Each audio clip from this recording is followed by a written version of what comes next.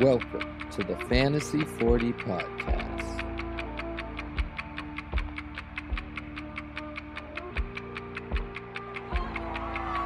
Go, go.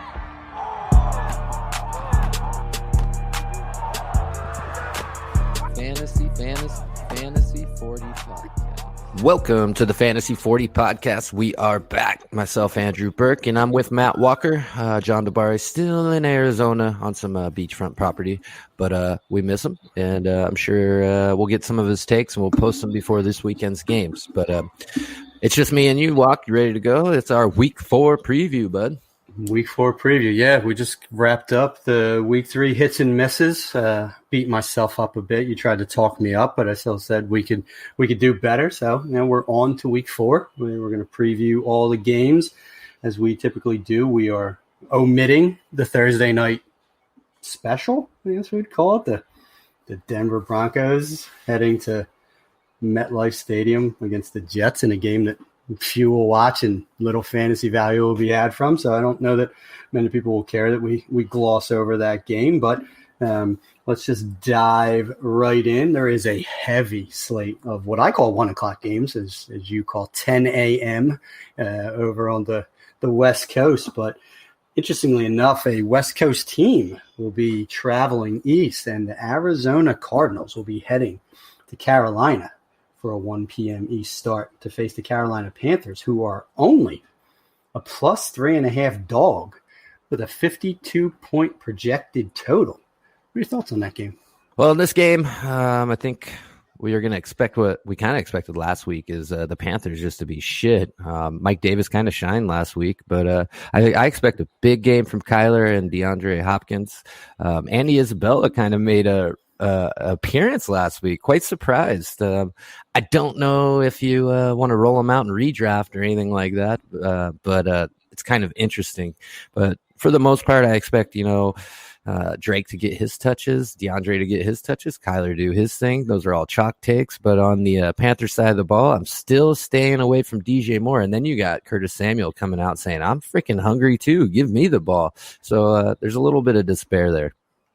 No, well said. And yeah, the Andy Isabella, Christian Kirk was inactive for the game, so that allowed Isabella to take a step up in the depth chart and work his way into 2 touchdowns on everyone's dynasty bench. I probably had 0% start in all but the deepest of leagues, but still allowed me to go back and forth with our buddy Debro a little bit on Twitter, is telling him, so you're telling me there's a chance, and the limited targets still give you pause, but nonetheless, it was a great Andy Isabella game. Just get him on the field. I think it's one more year. Once Larry Fitzgerald's gone, Andy Isabella's going to be working that slot.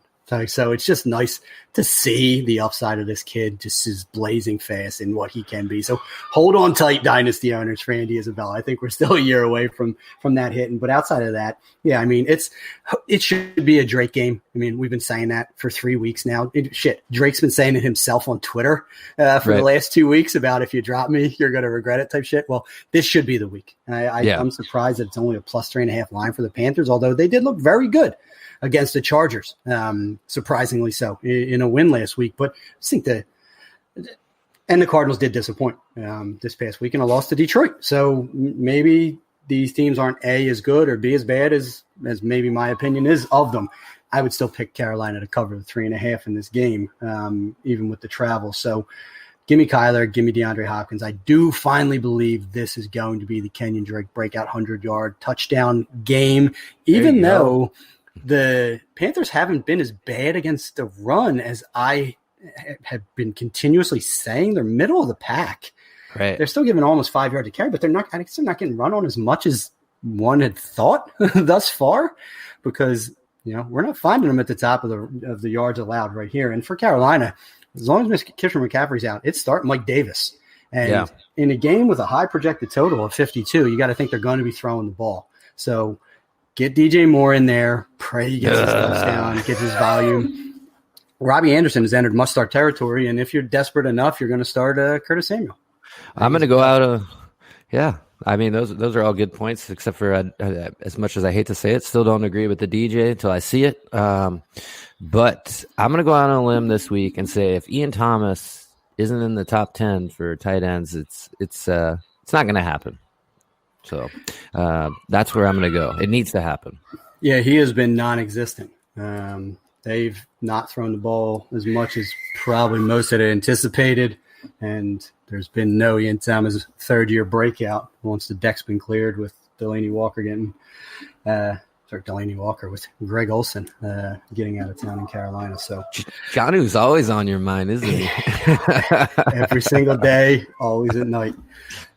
All right, moving on to what could be an interesting game. Interested to get your take on this, and you don't know where I'm going here, as we're looking at two different sheets. So we're going to keep this saucy. We're litany a 1 o'clock game, so we'll just keep slating it up, and it is the Duval Jaguars heading to Cincinnati, fresh off of a tie that didn't involve Marvin Lewis. The Bengals are 3-point favorites with a projected total of 49. All right, so this is super interesting just because of the kind of the breakout week that T. Higgins had last week. So everyone's he's on their radar, but I'm going the other way. If Joe Mixon has to happen, it just has to this week. You paid the guy the money right before the season. I know he's a little banged up. Probably there's something we don't know because he just doesn't look right, But I think this has to be his week for the Cincinnati offense. As the pass catchers, they're all really involved. Tyler Boyd's involved. And when A.J. Green isn't getting shadowed, like you said in the previous episode, I think he's going to get his. But T. Higgins is definitely the interesting part on the Cincinnati's side. Fade all their tight ends, like I said in the last episode. They're going to be in the block. Burrow's getting murdered, so they need some help there. Let's see. On the other side of the ball, we already, mentioned Shenault on the last episode as well. I'm starting to get a little wary there, but I'd like to see a little more from Keelan Cole. And then James Robinson, he might be the league winner this year if he stays healthy. So I don't think you can go wrong there. Yeah, from a defense perspective, the Jaguars actually been pretty good against the rush, giving up 116 yards on the ground, 3.8 per carry, only 1 rushing TD per game thus far. Conversely, the Cincinnati Bengals, second worst in the league, have given up 545 rushing yards through 3 weeks, 5 yards per clip, and 5 rushing touchdowns. They are a sieve against the run. So like you said, James Robinson could be that waiver wire UDFA to league winner type. He's seeing all the touches out of that backfield. He's going to see them all again in this week. I think James Robinson outscores Joe Mixon in this game, and we all know how I feel about Joe Mixon. Mixon's just not getting the receptions. He was kind of seeing an uptick after that week 2, 4 for 40, but they just didn't use him as a pass catcher against the Eagles last week, which was surprising to me because I thought there was that progression week over week as far as his utilization as a pass catcher was concerned. Right. But he only had 2 for 16 in that game. They were pushing it to T. Higgins. They were force feeding the ball to Tyler Boyd in the middle of the field, and they were using A.J. Green as well. So who knows? Maybe they're evolving. Maybe they're changing the game plan week to week. I don't know. They didn't throw any to the tight end, like you said, keep him in the block. So if Mixon isn't getting those 4 to 5 catches, he scares me now. It could be like the old Bengals back with Carson Palmer when they had Chad Johnson and TJ Houshmandzadeh and they were stretching the field, man. Maybe this is a new Bungles. But this is another thing I wanted to add before we move on to the next game is if Mixon doesn't, perform this week, 100% go out and buy him because a lot of people are going to look at the schedule. They say, oh my God, he didn't even do anything against Jacksonville. Go out there, make the trade, have Mixon. It can't last forever. I hope you agree with me there, Walk. I want to, but after the Jaguars, who I just said are a better run defense than I think people expected, they go to at Ravens, then they go at Colts, then they go versus Browns, then they go versus Titans. The Ravens and the Browns are 2 of the better run defenses in the league. The Actually, that sounds horrible. It's very horrible. And then they go bye week 9. So if he does not do it this week, you might want to consider selling Joe Mixon in a redraft league, to be totally honest with you. You better damn well hope he finds his way into 100, 120 and a touchdown in this game because he's not getting better than this. This should be the best game script they've been in thus far. They don't need to be chasing points, so they should be able to run more than they have. And utilize his skill set a little better. So if this isn't a Joe Mixon week, I don't know what is. Anyone else, you're clearly firing up Tyler Boyd. I liked what I saw from T. Higgins. They moved on from John Ross. They're using big body T. Higgins as kind of a red zone threat.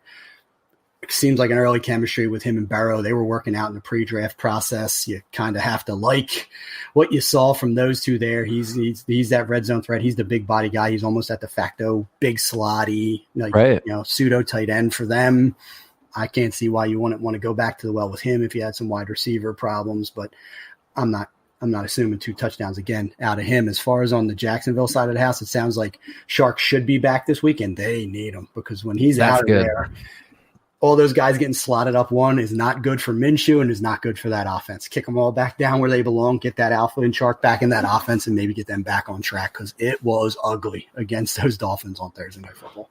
100%. And then one more thing is you mentioned John Ross getting pulled, healthy scratch. My boy Auden Tate still kind of creeping in, getting some snaps. He'll slowly work his way into the lineup just further down the road. Little dynasty stuff, but had to throw it in there. Yeah, he will be on another team next year. And that's not an insult on Auden Tate. He's just not – he's not going to be a Bengal. They clearly don't have long-term plans for him. But John Ross won't be on the team next year either. They already didn't pick up his 5th-year option. They're clearly moving on. It's going to be T. Higgins and Boyd as their alphas. Who even knows if A.J. Green will be there? So it's going to be interesting to see what this team looks like a year from now. They locked up Mixon. They're going to have Boyd and they're going to have Higgins. So that's the core going around Burrow. Anything beyond that is fluid. So, but a good call. I do like Auden Tate. I mean, given the chance, the dude is the contested catch king. So you got to respect him. Moving on, game that is going to just touch home for one of us. And it is those Dallas Cowboys defending the star against the Cleveland Browns. 4.5-point favorites with a 55.5 team total. Obviously, the Cowboys getting shootouts. That's what they do. Right. All right, so here we go. We'll start with the Cowboys side of the ball. Big game from Zeke. I know Cleveland's pretty, actually. It's like they got a secret defense over there to a point. But home game, Zeke goes off. Hopefully Dak doesn't just, keep QB sneaking it for his touchdowns. I mean, the guy is the new Cam Newton, it seems like, lately. But I expect a big game from Zeke. And here's the big call here, right, is everyone's Cooper, ADP, and then Gallup's a little bit behind him. You guys weren't wrong at the beginning of the year when you said, Cooper could finish last in the receiving corps. I love what I'm seeing from the rookie. Still hasn't gotten the end zone, but the guy's a PPR monster, getting his yards after the catch. Is CeeDee Lamb. So I really, really like CeeDee Lamb and Michael Gallup for his, 3 catches, 86 yards and a touch. But tight end wise, like I said, the linebackers are decent in Cleveland. So Schultz could give you, low end, I guess, tight end 1 numbers, but that's only if he scores in the back of the end zone down there in the red zone. Cleveland side of the ball, I'm not touching anybody except for Chubb and Hunt, like you said in the last episode, unless you have to roll out Odell because the Dallas secondary is not the best thing you've ever seen. It just kind of depends. Is Diggs going to take that challenge and line up against Odell? If he does, Odell might get a few catches, but I really like what I'm seeing from Diggs. Other than that, have your way with, I think, Jarvis Landry. I think this is the game where he gets his 9 catches for 54 yards and a touchdown. So that's kind of where I'm at with this game. And I do think the Cowboys rebound after that track meet last week and not playing any defense. So.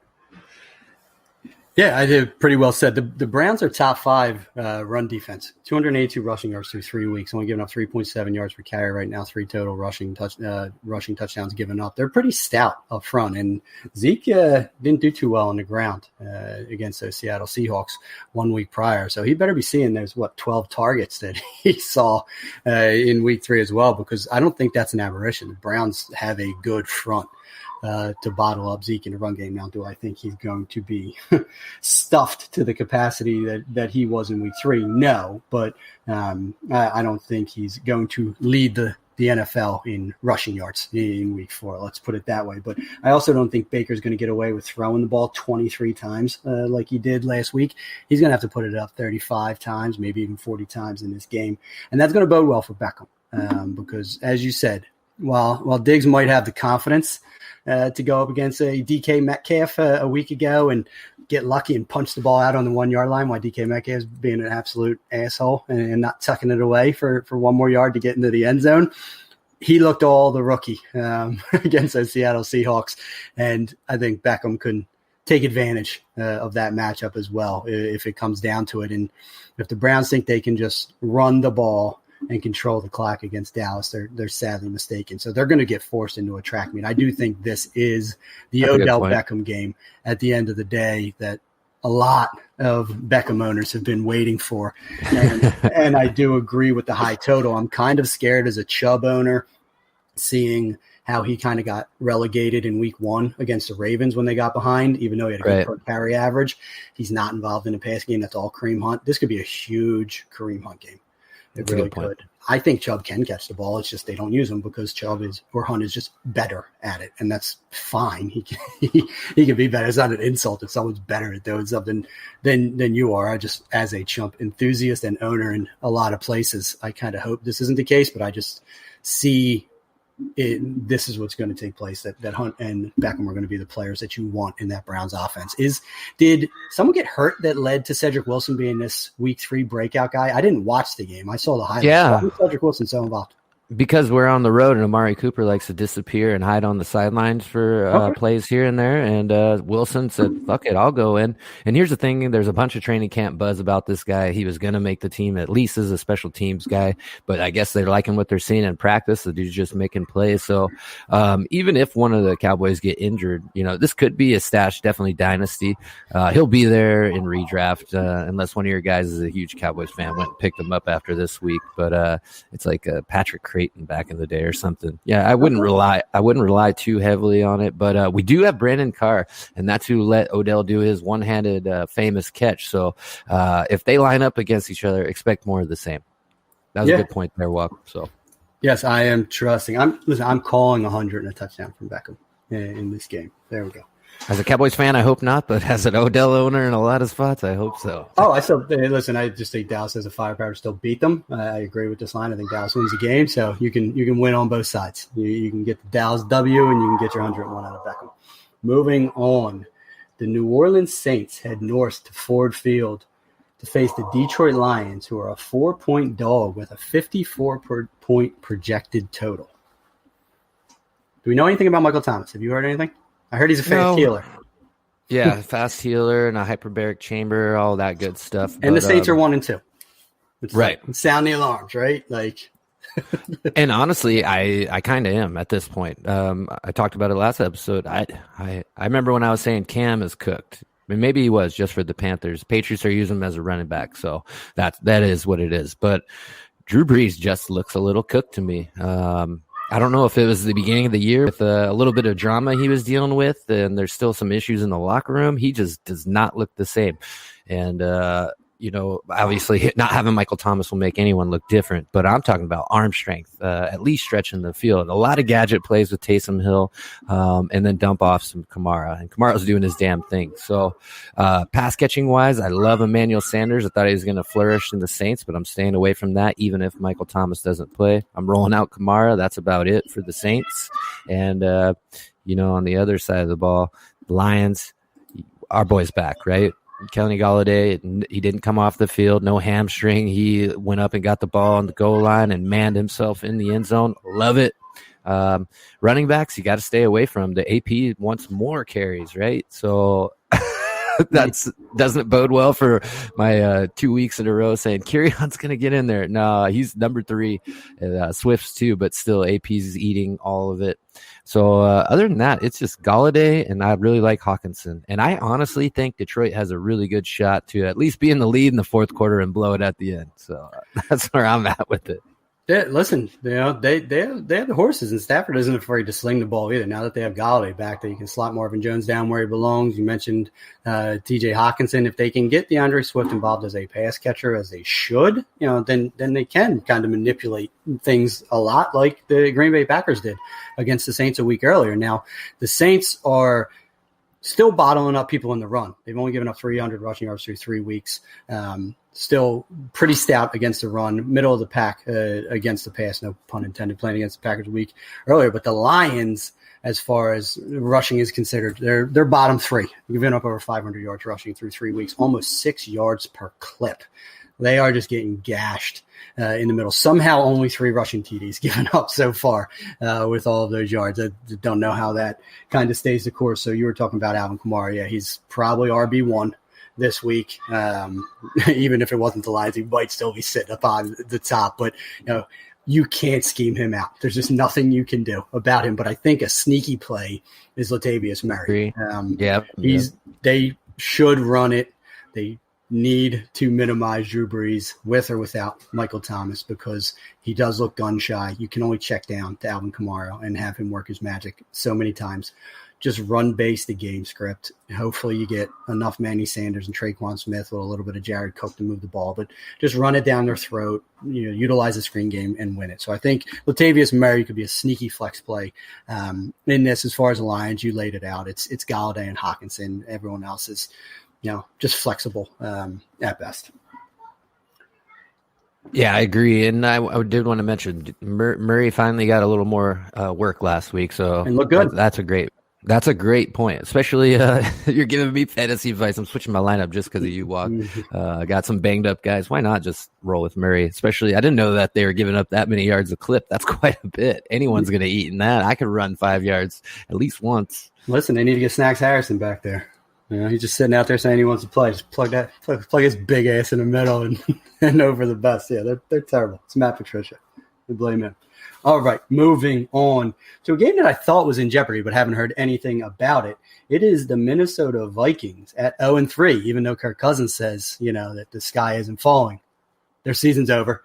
Going to the Houston Texans, who are also 0-3. So, barring a Bengals-Eagles type tie situation, one of these teams is going to 0-4 and literally 100% done. Pack it up, mail it in for the season. The Texans are a 3.5-point favorite at home with a 54-point projected total.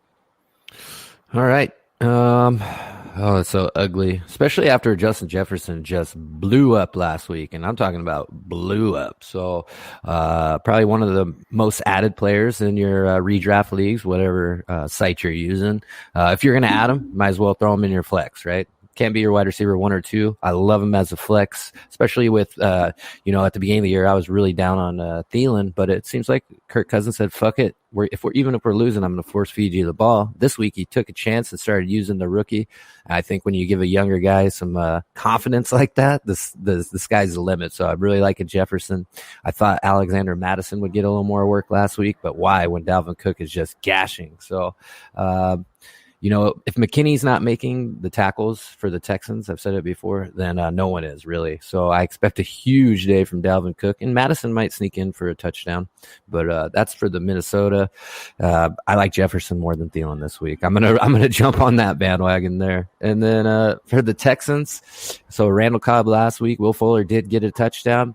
I think he's slowly getting his hamstring back to 100%, whatever that 100% may entail. I do not know, but definitely like Will Fuller as also a flex sneaky play. And then other than that, obviously if you drafted Deshaun Watson where you did, you have to plug and play him. But I just don't feel confident in anyone else right now. And Will Fuller is still a sneaky play on that side of the ball. Someone's obviously going to score for him. I just don't know who. Yeah, I think you hit the nail on the head. I thought I read something or heard something that Dalvin Cook got hurt at the end of the game, but I just did a quick little reconnaissance and couldn't find anything. And yeah, Houston, NFL worst versus the run, 565 yards allowed, 5.2 per touch through 3 weeks.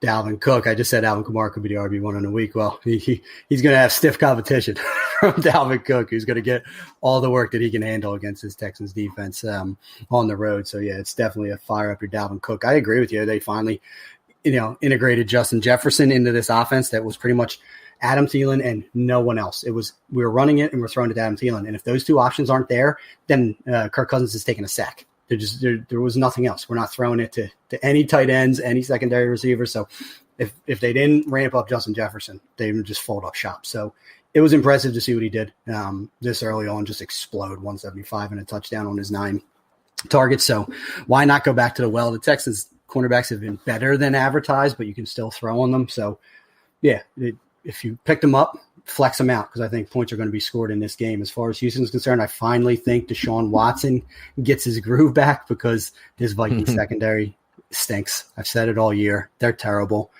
You tell me Fuller's healthy. You're starting to see Cobb work into this rotation. Cooks is out there. Akins, little David Johnson out of the backfield. I could finally see the 354 touchdown game coming from Deshaun Watson because Minnesota is going to score points on the Texans. We were seeing Deshaun come out of his shell a little bit against a good Pittsburgh Steelers defense a week ago, and I think this is the home explosion from Deshaun Watson in week 4. So I'm very excited for Deshaun Watson in week 4. I'm actually going to go on the Jordan Akins 50 yards and a touchdown train as well. And you said hopefully Fuller gets his hamstrings in order because I think he can have a huge day and be a big part of what Deshaun Watson does as well. Yeah. Next game, what should be line wasn't as aggressive as I thought. John Tabari's Seattle, I almost went your backyard. John Tabari's Seattle Seahawks head down to South Beach to face the Miami Dolphins, who are only 6.5-point underdogs at home with a projected total of 54.5 points. This is one of those trap games, and it's not just because I hate the Seahawks. I think it's like whenever any of these, upper echelon teams in years past, I think I always go back to the Patriots. Miami always gets a couple of them. They clip them. I think, not saying they're going to guaranteed win, but, just from a win standpoint, I think the Dolphins have a great shot, especially if Fitzmagic does what he did on Thursday night. They got a little bit longer week to rest up. Preston Williams, I believe, scored. And then Myles Gaskin is Myles Gaskin. You're going to open up a hole. He'll make a guy miss, but he's not busting loose, especially against the Seahawks linebacking core. I think it's one of the strongest aspects of their team. So offensively, Dolphins, unless you're in a super flex and you're taking a chance, you roll out Fitzpatrick. Other than that, I'm kind of staying away from the Dolphins. Seattle's a little tougher. I'm going to stay out of the running back. I don't care if Carlos Hyde's starting. He's going to get a bunch of work, but pretty much Lockett, Metcalf, those are the two. And obviously the leading MVP vote getter right now is Russell Wilson. Those three is probably the bright spots. I know it's all chalk, but there's not really any sleepers in this game unless you're going to go with Miami. And I think that's Russian roulette playing with them. So I'm going to play it safe in this one. The Seattle Seahawks have given up on average 440 passing yards per game through 3 weeks. I mean, they've played a murderer's row of quarterbacks through those 3 weeks. But facts are facts. I mean, the fact they've only given up 6 passing touchdowns is insane. I mean, the Cowboys have given up 9 each, but that is just a tremendous amount of yards. And Fitzmagic will not be afraid to get in a firefight. So I'm very excited as a streamer to get Fitzpatrick in there at home dueling with Russell Wilson. That is going to be an exciting game, in my opinion. Hopefully we see Preston Williams expand a little bit. He's been getting a ton of snaps, but we haven't seen Preston Williams pre-ACL, just the explosive, stretching the field type guy. Devontae Parker still seems a little bit limited. You got to think you're going to get Gesicki involved. Myles Gaskin, they said, is the spread offense guy. I think that's how Cangeli kind of pigeonholed him. Well, you're going to need that in this game. So if you had Gaskins and you were smart enough to pick him up after week 1 when we probably all thought, well, that was weird, but that's probably never going to happen again, you're probably going to want to start him this week. I can't see how Chris Carson plays. They said it's a mild knee sprain, but it's still a knee sprain. They do have Carlos Hyde. I just don't see a world where he plays. Give him the week off. If Carlos Hyde's active, I am starting Carlos Hyde everywhere. It's him. He'll get the same type of role. I don't think they're going to just increase Travis Homer's involvement. Maybe they activate DJ Dallas and we get a little burn from him. I just see 100 all-purpose and a touchdown coming from Carlos Hyde if Carson is inactive. So consider me bold, but he's just going to step into that role. And I'll go with the deep sleeper here. A guy stashed for years. Isaiah Ford, man. I think John talked about him at the beginning of the year. Isaiah Ford. Yeah. Hey, he's got speed, and it looked like watching that Thursday night game. They were actually scheming plays for him, like how Kansas City does Tyreek, putting him in motion, faking the sweeps, and then later on in the game coming back, faking that sweep and hitting him on the dump off and letting him do his thing in space. So it's something to monitor. I think if only he was capable. Right. That's the difference. There's a want, and then there's a desire, and then there's an ability. So no disrespect to Isaiah Ford, but that'll be Lynn Bowden's role soon enough. But we'll move on from there and go to another South Florida game, and it is these LA Chargers, where I don't think they've announced the starter yet, but I'm going to just assume it's still Herbert, head down to Ybor City to battle Tom Brady and the Tampa Bay Buccaneers, where the Bucs are 7-point favorite with a low total of 43.5 in that game. Yep. Huge game for Godwin here. Godwin is out. Oh, again. Hamstring multi-week, because not only he's definitely out for this week. Then they play Thursday night football. I've already read that that's my pretty fault. much a given that he's getting shelved because of the short term, that they're going to be cautious with him. All right, let me switch that up. Rewind.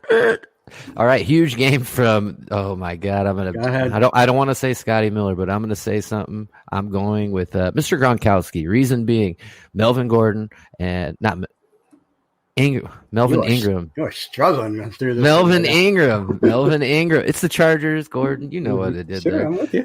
Melvin Ingram and Joey Bosa. Melvin Ingram is on the IR. Anything else? What? These are all facts. I'm absolutely positive of all this information. You got IR last week. 3, 2, 1. Well, in this game, I'm expecting a big game from Gronkowski. I know everyone's fading him. He's got drafted too high, but you saw a little more uptick in catches last week. And I think it's got to happen. I think this is a good week. No Derwin James, obviously, went down early in the preseason. And, there was none, but he went down before the season started. And I think Gronk's going to be He didn't even wait for the preseason. He didn't. He went down before it. Right. So I expect big things from Gronk. OJ Howard will also get his. Mike Evans, couple jump balls, nothing too big. But what I'm really curious to see is if this is a Fournette game. I'm probably going to end up trading for him in a couple leagues because he had a dud this week, and just cross my fingers and hope for the best. I know we all here at the 40 love our man Leonard, and not too many do. I still think him and Tom have some kind of relationship, and maybe Tom goes in there and says, hey, man, put the guy in the game. So I'm hoping on that. But, as the Chargers, Eckler, what I'm most surprised about, and I want to get your take before I'm rolling out Keenan Allen. That's chalk. But what's going on with Mike Williams? I know he's a little banged up, but I thought he would at least, see some deep balls. And Herbert's slinging the thing around the field, so I'm kind of concerned for Mike Williams. Yeah, I'm with you, and I'm backing away slowly from this game. I mean, I'm hands up, just don't know what to do because I'm right. You're right. Mike Williams 1 target last week, 17-yard catch. Meanwhile, Keenan Allen and Austin Eckler absorbed 30 of Herbert's 49 targets. I mean, that is just something for the ages. I mean, Hunter Henry still gets his. So Hunter Henry's a must start in this game. I think that goes without saying. You mentioned Keenan Allen. Yeah, Keenan Allen is now back into the wide receiver 1 conversation. You saw in Hard Knocks, Herbert went up to him and said, my job is to get you the ball. I forget what the exact quote was, but literally went up to him and said, if you're on the field, I'm throwing you the football. And through 2 weeks, he wasn't lying.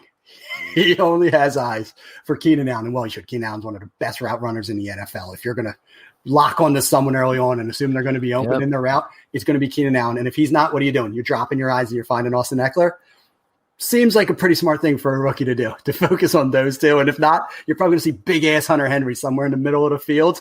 That's a pretty good progression of your reads and not going deep to Mike Williams early on. So as I talk through it, seems to make complete sense that that's going to be the trifecta for young A-Bear early on. And that's about all I'm trusting in this Chargers offense. There's a lot of unknown as far as the Bucs are concerned. Chris Godwin hurt his hamstring after he came back from a concussion, multi-week injury. He's not playing this week. They said he's likely out multiple weeks. So plan accordingly. Every one of my dynasty teams is hurt because I have him everywhere, and I'm trying to adapt to a Chris Godwin-less existence in dynasty.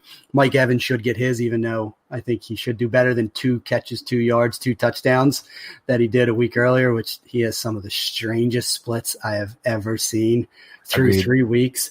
But he should do better. Chris Harris is out for the Chargers, so that hurts their pass defense as well.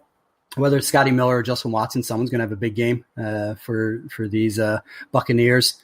I would err on the side of Scotty Miller if I was forced to, but hopefully you're not forced to. And who knows out of these tight ends? I think you said Gronk. He was more involved last week than in previous weeks, but he also deemed himself a blocking tight end when interviewed prior to that game. So flip of the switch. I'm not going to go out on a limb again with Leonard Fournette, and I'm only not doing that because I'm hoping that by not doing that he ends up being the bell cow again this week. You're selfish. You're selfish. But the Chargers are stout against the run, and although they lost Melvin Ingram to the short-term IR, they're still not giving up a lot in the run game by and large. So who knows? The biggest thing to me, though, is if it's not Leonard Fournette, it's fucking Ronald Jones. Give me a break, Give me a break. It's got to happen. You pull your head out of your ass and make it happen. That's all. I mean, I'm fed up already. And it's only been 1 week of this shit. Yeah, one would think so. I mean, Ronald Jones wasn't bad. I mean, he 13 for 53, while, Fournette, 7 for 15. Didn't exactly command more touches in the Broncos the week prior. Neither of them really did much. 2 for 20, Ronald Jones in the passing game, 2 for 7 for Fournette. So they both had 2 receptions in the game. I mean, just box score scouting, Ronald Jones was the better back a week ago against the Denver Broncos. But a week prior, Fournette was light years the better back than Ronald Jones. So it's an ebb and flow situation. I mean, it might actually take an injury for one of these guys to be the week in, week out guy. It's a good problem, I guess, for a coach like Bruce Arians to have, and kills us as fantasy owners. So who knows? Just frustrating. It is. Moving on to a battle of the Chesapeake, I guess this is going to be. And it's the Baltimore Ravens heading to Washington, D.C., even though I don't think the stadium's in Washington, D.C. I think it's in Maryland. Yeah, it is. Landover, Maryland, to face the Washington football team, who is a 13-point dog with a projected 47-point team total. Is Lamar Jackson going to rush for 200 yards or 250 yards in this game? 187, but a cool 2 touchdowns. I'll take the under there. Mark Andrews has to have a get-right game, which I think he will. I don't know if it was the bright lights of a Sunday or a Monday night, but definitely seemed to affect him. The easy touchdown. I mean, it wasn't a cakewalk, but hit him right in the damn numbers. So catch the ball, Mark.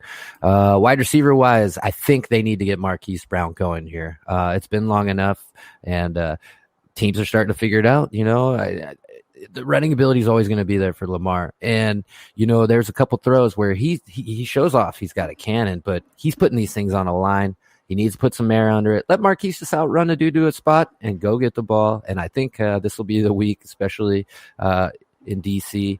And then running back wise, good luck. They're all splitting carries. You even saw a little bit of Edwards, but they do seem to like your boy Dobbins a little bit more in the passing game. They actually split him out in the slot and use him. So I'd like to see a little more of that. And then, but carries wise, it's going to be all broken up between Lamar, Ingram, and Dobbins. So it's kind of a mess there. Washington, I guess if you want to, even though I know the talent's there, start McLaurin. A lot of people like Gibson, but not against this defense. So I think they're going to be playing from behind, and I expect McLaurin to get his, and that's about it, man. Yeah, I think you pretty much summed it up. 2 weeks ago, I think the game plan and the outcome, the Ravens against the Texans when they won 33-16, is probably going to be very similar to how this game goes, where Lamar Jackson threw it 24 times, got 204 yards and a touchdown, ran it another 16 for 54. It's something similar to that. I mean, maybe he does get a rushing touchdown, maybe plus or minus 20 yards, throwing the ball. I don't think he throws it more than 20, 25 times in the game. He's probably going to run it somewhere between 12 and 15 times. They're going to hand it off 30 plus times in this game. They want to get back to how they play football, run it all day, control the clock, wear down a team, beat them up with defense, and they're going to be able to do it. Chase Young isn't playing in this game, so they're not getting any pressure. They're just going to be so limited. Watson's not going to be able to score points on the Ravens like the Chiefs did. The Ravens are going to do it's literally the perfect get right game for them after this Chiefs game. It sets up perfectly. They don't even have to travel. They literally can roll out of their bed, go to their stadium, hop a 30-minute bus ride to Landover, beat the shit out of the Washington football team, and be home for dinner time. I mean, exactly. It's about as easy as it comes. Hopefully, they get J.K. Dobbins involved. You mentioned it. He is the best running back on this football team. There's no disrespect to Mark Ingram. Mark Ingram is a 30-year-old back right now. He has been very productive in this league. But J.K. Dobbins, every time he touches the ball, he is electric. Give him 10 carries. 10 touches in a game. Just do it and see what comes of it. And Gus Edwards is better than Mark Ingram is at this point in time. Again, no disrespect. He just punishes people. He just punishes people. He's a huge human being that punishes people. Why is that not what the Ravens want to do? It should be primary rushing downs guy is Gus Edwards. Change of pace guy is Dobbins. It's really what it is. They're just committing too much to Ingram still at this point in time, and that's not optimal for this offense. And I 100% agree. That was a great take there. The reason why I'm saying the Marquise Brown, okay, so you look at the game, I'm not overreacting of last week against the Chiefs, is the Ravens need to figure out a way if they do get behind, how are we going to come back and, use game management? And I feel like these type of games is where they do need to start taking some more chances so they get on the same page and can stretch the field in those, these battles they're going to have later on the year. So I'm still going to go out, and I think Marquise Brown has a big game. So that'll probably be my biggest takeaway from this game. I sure hope so, because you're right. Marcus Brown should have had a big game against the Chiefs. He got missed twice on what probably both would have been 50-yard gains, if not huge touchdowns. And, yeah, they need to be able to connect there. That would have been momentum shifting against the Chiefs. So hopefully Andrews gets his shit together. The Ravens did get kind of confused by Kelsey in a lot of scheme design too. And granted, Kelsey's arguably the best tight end in the game, but maybe Logan Thomas in a game where it seems like Patrick Queen's still trying to get his bearings about him in the NFL, that they can take advantage of the middle of the field a little bit as well. But that's more a little of a deep tight end dart throw. Last 1:00 game on the slate, and that's due to a postponement. We'll talk about that one later, is the Indianapolis Colts head to Chicago for the now Nick Foles-led Bears, where the Bears are a 2.5-point dog at home with a 44.5-point projected total. All right, man. I love me some Nick Foles, and I don't want to keep tooting my own horn, but I feel so proud right now, of calling that. And the reason why I'm so proud is you like Anthony Miller. I love Allen Robinson. Both of these guys are significantly going to be better for the rest of the fantasy season, barring injury to Foles. And you got to love it. David Montgomery, Tariq Cohen's out, so he's full workload at this point. I don't know who they have behind Cohen as the pass catcher, but it looks like, Montgomery is here on out, going to be the dude, unfortunately for the Bears. Just still don't like the talent there with Montgomery, but really, really, really I'm excited for Miller and Robinson. I'm ecstatic, man. Colts, Mo Alley Cox. I mean, I guess you got to keep riding that train. I don't own him anywhere, so it's not hurting my feelings. So don't get mad at me if I told you to ride the train. But if you've been starting him, why not?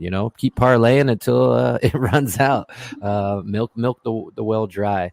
Other than that, Jonathan Taylor is going to get his, but the Bears are still, stout on the defensive side of the ball, especially up front. So, at your own risk, but you have to, you know what I mean? This game's just going to be a good game overall, back and forth. And I see it being, I don't remember what your total was, but I don't see any offensive explosions happening this week. Yeah. 44.5. The total. I'm surprised the Bears are 2.5-point dogs at home. The Colts haven't impressed me that much. They just beat up on not arguably the worst team in the NFL in the New York Jets a week earlier. And now, the Colts appear to be locked down as a passing unit. They've only given up 454 yards. But again, you got to look at the caliber of competition that they have played thus far. And they've gone Jaguars, Vikings, Jets. I mean, there's just it's not a murderer's row there that they've gone against. So I'll take the Bears with the points at home in what's pretty much a predictable game script from the Colts. And with you got to start Jonathan Taylor. You kind of got to keep rolling with Mo Alley Cox, although, like I said, limited 7 pass routes for his 3 catches. You better hope everything is schemed. If he's running a route, that better damn well be going to him, or they got to get Jack Doyle back off the field. You didn't mention Jimmy Graham in your Bears half. Breathe life back into him. Nick Foles loves a tight end. I know. We can all hate him. He scored 2 touchdowns. It's undeniable. Foles likes the tight end. He likes him in the red zone. Allen Robinson, happiest man in Chicago right now that Nick Foles is under center, and Anthony Miller as well. It's easy to catch balls when they're on target. So Nick Foles there, he is a professional quarterback, if nothing else. So he's just going to bring stability to this offense with Creed Cohen being out. Yeah, it's David Montgomery or bust. It's Ryan Nall behind him, and Cordell Patterson's the only guy that can do anything pass catch related out of the backfield, and he's not even an every down thing. So yeah, it's David Montgomery 20-touch backfield, save for blowouts. So I think upgrade for everything Bears offense with Nick Foles, and ugly game other than that. Moving on, 3-4 o'clock games. Got to pick the pace up a little bit. I got a 2 o'clock phone call. New York Giants head coast to coast to visit SoFi Stadium. Seems like a lot of games going on in SoFi Stadium. To lose to the LA Rams, who are a 13-point favorite with a projected team total of 48. To lose to the LA Rams, 100% correct. I guess we'll start at the Giants side of the ball. Ugly. Don't touch anybody in the backfield unless it's like you're in some 32-man league. Then you got to roll out Freeman or whoever it may be. But even then, you're a little scared. Giants have proven they cannot get more than 2 yards a carry. It doesn't matter if it's Saquon. It doesn't matter if Zeke played for the Giants. I don't think he'd be getting 2 yards. So dodging that whole thing. Shepard's out, if I'm not mistaken. So it's Slayton and Ingram. I thought Ingram would have a big week last week. Still the same old thing. So I'm just staying away from the Giants altogether. None of them are being on my roster or being started. So I'm staying away. No hits there. Rams, it really looks like people are starting to focus on Robert Woods and Cooper Kupp starting to eat inside. You got to like that if you're a Kupp owner. Running backs, I do think it's more of an equal split if Akers is in there this week. Brown had 1 week to rest his broken little pinky, so I expect him and Henderson to split more work, but I do think Henderson gets the majority of the snaps, but I think touch-wise they'll split pretty equally. Other than that, Goff super flex. Good luck. Fingers crossed he doesn't throw a bunch of picks. But, it's going to be Woods and Kupp, I think, this week. Yeah, pretty well said. I think Darius Slayton's going to get Jalen Ramsey, who, although hasn't been locked down, I think just on cachet alone is probably going to relegate him. Maybe Golden Tate eats a little bit over the middle of the field. Hopefully Evan Ingram gets out of witness protection and gets 6 to 8 catches, as he's going to need to do to help Daniel Jones out. You're not starting anyone in this Giants backfield. As far as those Rams are concerned, I'm going right back to the well with Darrell Henderson. He has just played far too well these last 2 weeks to not see 15 touches in this game. He sees 15 touches in this game. Top 15 running back again this week. I don't care if Malcolm Brown's injured pinky is a little better. I don't care if Cam Akers' injured ribs are a little better. 15 touches, top 15 running back for Darrell Henderson. You're starting Cooper Kupp and Robert Woods if they're on your team, and you're starting Tyler Higbee. There's really not much to be said here. I am going to go out on a slight limb and say that Van Jefferson scores his first touchdown of his NFL career here. That one is for our boy John DeBari, because I think this is just going to be an absolute blowout, and I just think it's going to be a little ugly to be had late. So. That's a good point. And I just want to take this time out. You mentioned Higbee. You, Mr. Gerald Everett, and you and David Njoku are now in the tight end graveyard. Hopefully in a later show we can dig you up and put you on a different team. But for now, rest in peace, fantasy Gerald Everett. Yeah, it hurts. Moving on to what a year ago would have been probably considered the game of the week. Who knows? Even I'm sorry, we even had a moment of silence. That was great. Maybe it's more interesting this year. The New England Patriots head to Arrowhead Stadium to face off against engaged Super Bowl champ, soon to be father, 4-touchdown, 1 rushing Patrick Mahomes and the Kansas City Chiefs, 7-point favorites at home with a 53-point projected total. Yeah.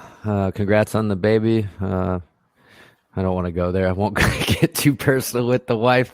I'll pump the brakes there. Interesting game. Obviously, Bill Belichick knows how to scheme some defenses or get the coordinators to do exactly what he says. Doesn't matter. Yeah. It's Pat Mahomes, though. He doesn't even.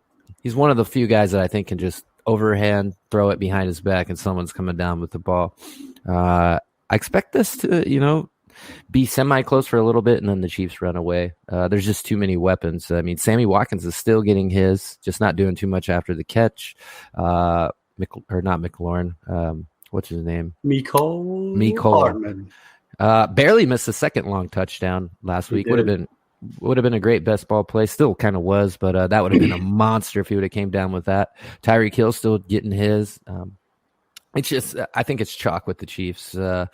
Hilaire still, he's a grinder, but they are not using him in the passing game. Darrell Williams was in it, and then we had some Darwin Thompson sightings till I believe he fumbled last week. So, you got to roll out Hilaire just because he's the ground and pound, and it might come to that because the Patriots, that's what they want to do with Cam Newton. They want to run the ball with Rex Burkhead and I give Sony Michel a touch here and there, and James White still don't know if he's going to play. Obviously, he had some personal issues with his family, so without him, I'm still waiting for James White to come back, but roll with Cam, wide receiver wise for the Patriots. Your guess is as good as mine, and that's pretty much it. Start the studs on KC and good luck with the Patriots. Besides Rex Burkhead, I really think they're just going to keep riding that dude until the wheels fall off. And well, they should. I mean, the dude's criminally underutilized. Whenever he gets touches, he produces. I mean, it's just like story of his career. But James White back at practice today, and I think you nailed it perfectly on the head. No fantasy analysis to be had with James White, but I did just see that he was back at practice today. As far as KC is concerned, it's every week it's start to known commodities, and if you're in a pinch, Watkins and Hardman can go off at any time. Watkins more in a PPR. Hardman has week winning upside. Like you said, he was inches away from wide receiver 1 on the week. I mean, he has that upside.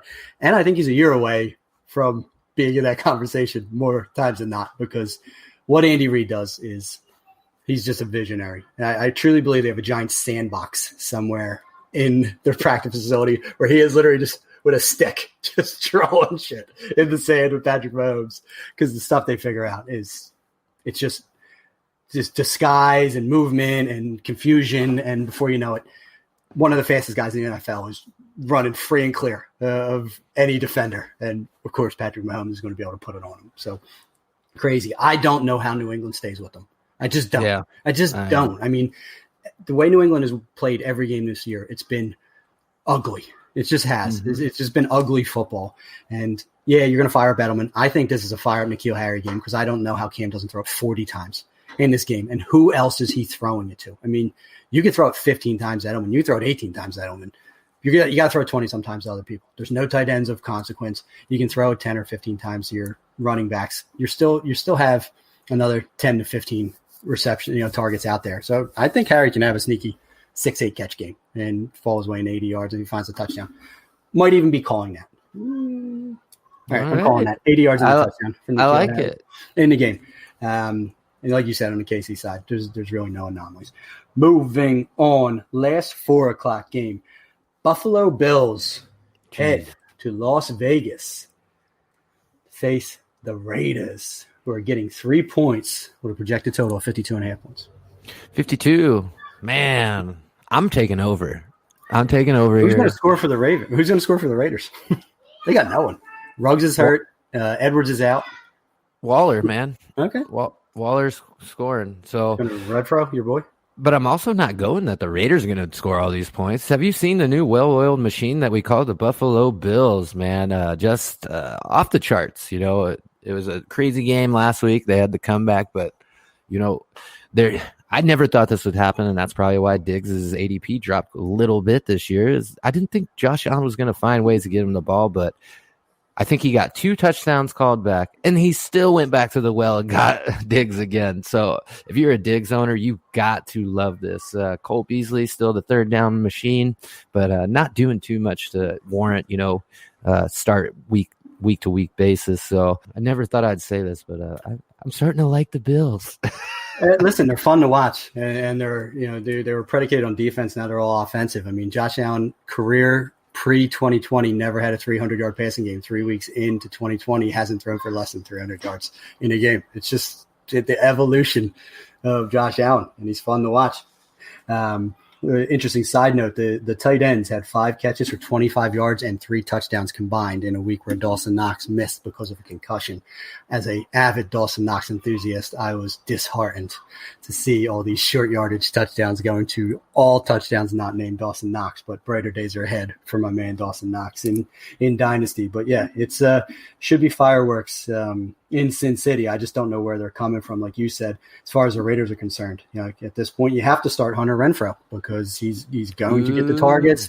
You have to start Waller. You're going to start Josh Jacobs and nothing else. Ruggs is limited if he even plays. Edwards isn't playing, and no one's starting Aguilar or Zay Jones. So you can't start anything on the Raiders side of the ball, and you know you're starting as far as the Buffalo Bills are concerned. Secret play would be Jalen Richard in the slot, getting some PPR work there. You could. All right, going to prime time. My Philadelphia Eagles head west to play the San Francisco 49ers, who are a 7-point favorite with a projected total of 45 points. I don't want to like clown on you or anything, but this could be. Listen, the line says it all. Yeah. Yeah, I mean, we don't have to go too in depth into this. If Garoppolo's still out, I like San Francisco's pass catchers because Mullins doesn't give a shit. He 300 yards when, you know, he's already proven he's slinging it around last year. I became a huge Nick Mullins guy. Running backs, McKinnon's a little bit beat up. We'll find out more this week. Recording this on a Wednesday, so we don't know what he's going to practice like this week. So that backfield, whoever is healthy, roll him out. That's what I would do against Philly. And for Philly, man, you know, lineman's going down. Everyone's hurt. I think at this point, Miles Sanders is a safe play, and there's not too many guys I'm going to take a risk with on the Philly side of the ball this week. No, well said. They just lost Goddard. He had a small fracture in his ankle, so he just went on the IR, so it's all Ertz. Interesting dynasty side note, we signed Hakeem Butler off of the Carolina Panthers practice squad, and we announced him as a tight end to our active roster. So interested to see what, if anything, comes of that. Obviously doesn't mean anything for this week, but I'm thinking there's going to be, and there should be, and there has to be, an absolute ton of just quick, short passes. I could see Greg Ward catching 10 passes in this game, easy, because there's little else. Ertz, Ward, Sanders out of the backfield. That's literally all he should be looking at all game long. Sprinkle in some Boston Scott to spell Sanders. San Fran's defense is banged up as well. They've lost a ton. So I think it's going to, again, just blind faith. I think it's going to be a competitive game. I don't think the Eagles win. So I think they go to 3-1 at the end of the day. But I believe the touchdown line at the end of the day, it will be low scoring. If McKinnon misses the game, maybe we get a little bit of JaMychal Hasty picking up that pass catching role. But Jeff Wilson will do the bulk of the heavy lifting as their running back, because who else do they have? I don't believe that Raheem Mostert will make a return this quickly, and Tevin Coleman, if I'm not mistaken, is IR'd. So yeah, there's nothing else short of signing someone off the street. I don't even know who else would be on their practice squad. I mean, most Jeff Wilson. Then let's get a little JaMychal Hasty in our life. But Brandon Ayuk looked spectacular. Just slant after slant after slant after slant. Like Shanahan just sees what he sees in college, knows how to leverage it in the pros, and it just seems so simple. I know it's not, but he just doesn't try to overly complicate things with these young players. Like he did the same with Deebo Samuel. He said, like, he just he didn't want to overly complicate things. Just get the ball to him, let him use his natural God-given athletic ability to make plays. And you saw that down the stretch with Devo. You're already seeing it with Ayuk. I would fire out Ayuk in the flex in a heartbeat. Like you said with Justin Jefferson, if you picked him up after his big game, start him in a flex, I would feel very comfortable doing the same with Ayuk as well. Yeah, I think I never even knew it, but I saw Mohamed Sanu also get in the end zone last week. So, I did not know he was a Niner. So that was good. He said he knows. He pretty much said like he knows my scheme as well as I do. Like because he's back from Atlanta with him and everything else. Like he can play every single position, like including quarterback for me. Like that's pretty awesome. All right, so we're gonna move to the postponed game then Monday and then get out of here. And the postponed game, which at present is now going to be played either Monday or Tuesday, yet to be determined. Not totally postponed, just delayed, I guess would be the appropriate designation for it. The Pittsburgh Steelers heading to Tennessee to face the Titans, which is currently a pick'em with a projected total of 47 points. Steelers up front. One of the best defenses in the league, if not the best, up front. The way you beat the Steelers, get the ball out quick and hope that your wide receivers can run down the field and catch it. But I do not expect a big, game from Derrick Henry. But what's crazy is we look back to all these big fronts that Derrick Henry has played against, and he's had some giant games. So it kind of defeats where I'm going with it. I'm just a little scared, honestly, of the Pittsburgh front seven. I mean, they look great this year. Wide receiver wise, it's still Corey Davis until AJ Brown gets back in the lineup, honestly. And then Jonnu. I mean, Jonnu's number one receiver on the team, hands down. So I don't know. Pittsburgh, I hate to say it, fucking James Conner, blah. He's got to be started again. Wide receiver wise, if Johnson doesn't play, they're gonna have to force feed James Washington and Juju, hopefully.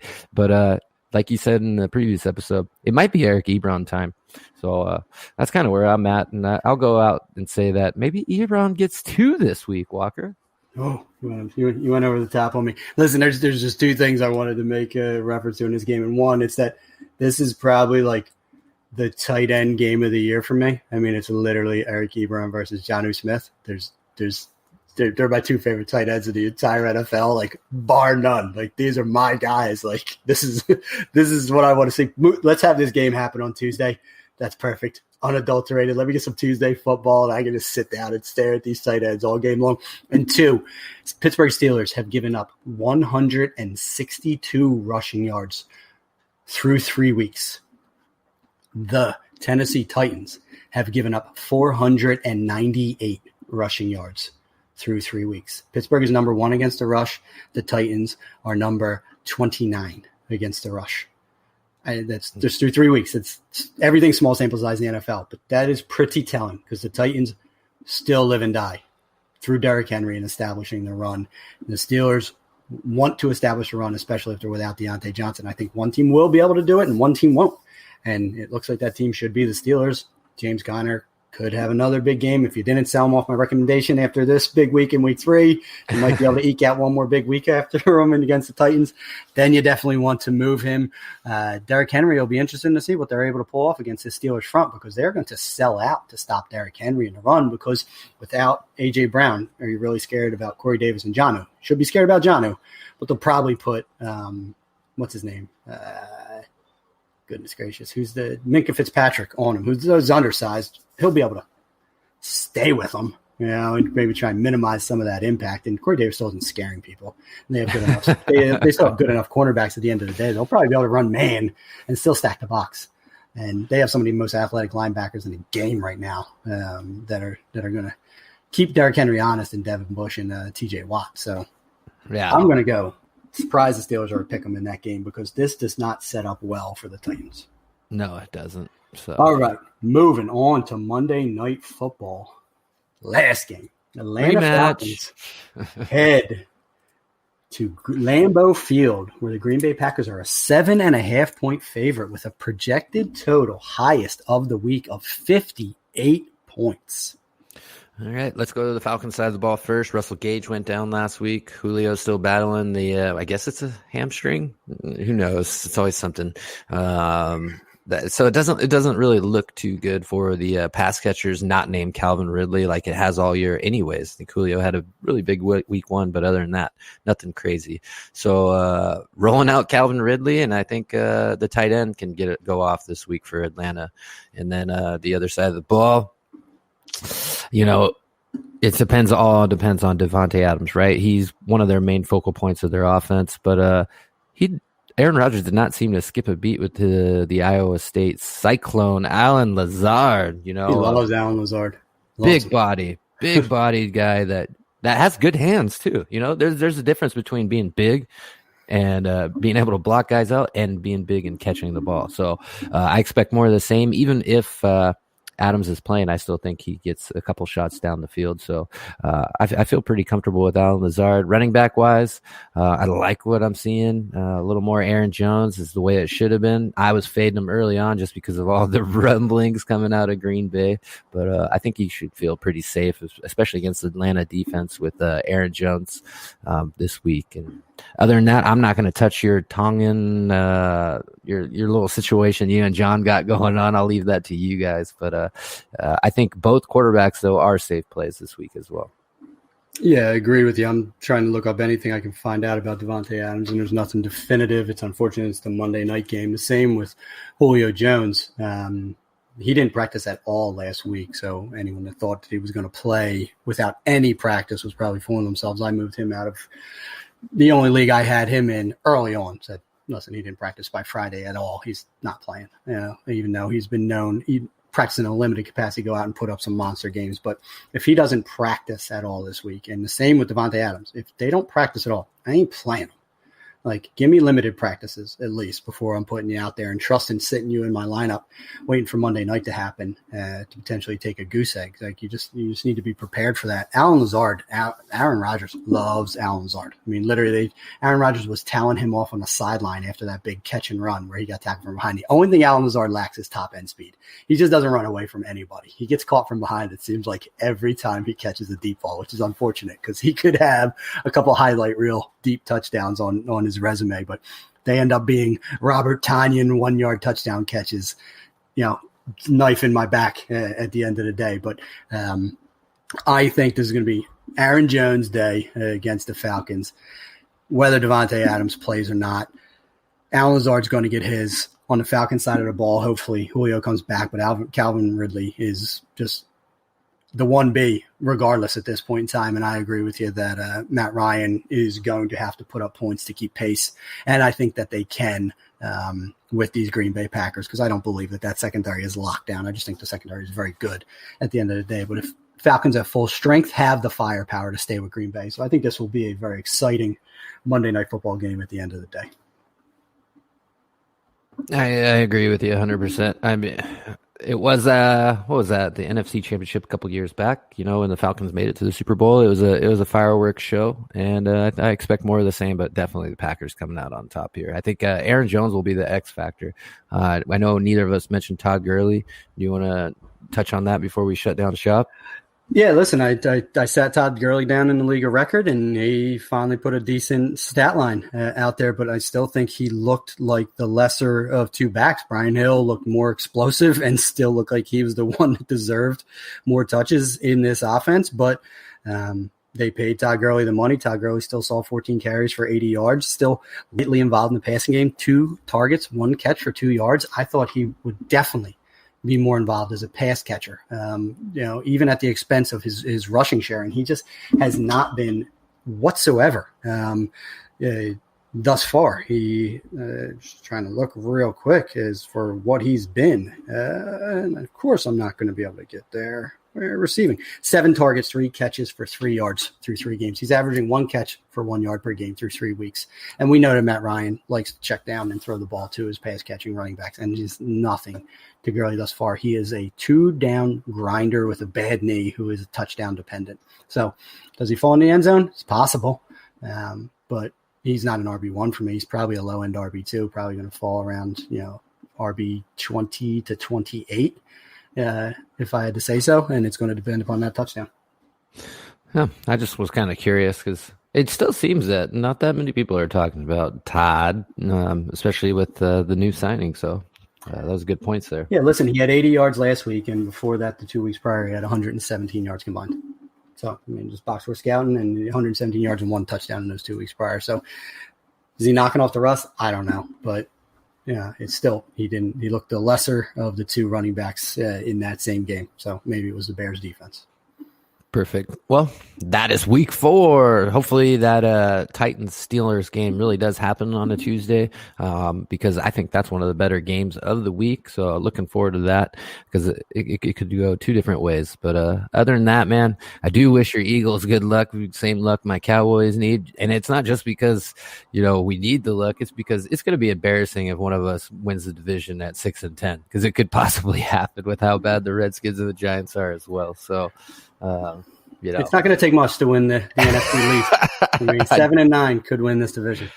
100% agree. So we'll leave it there, and we'll hit you with our hits and misses next week, and we'll have our boy John back on, and we'll go from there. But let's shut it down. For myself, Andrew Burke, Matt Walker, and John DeBari, we're the Fantasy 40, and we are out. Ow!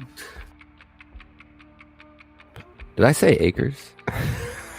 We're on the Arizona Cardinals against Carolina Panthers. Yeah, I'm on the Rams. That's why I said don't look at your page. You got to listen to me. I was, but work's blowing me up. All right, 3, 2, 1.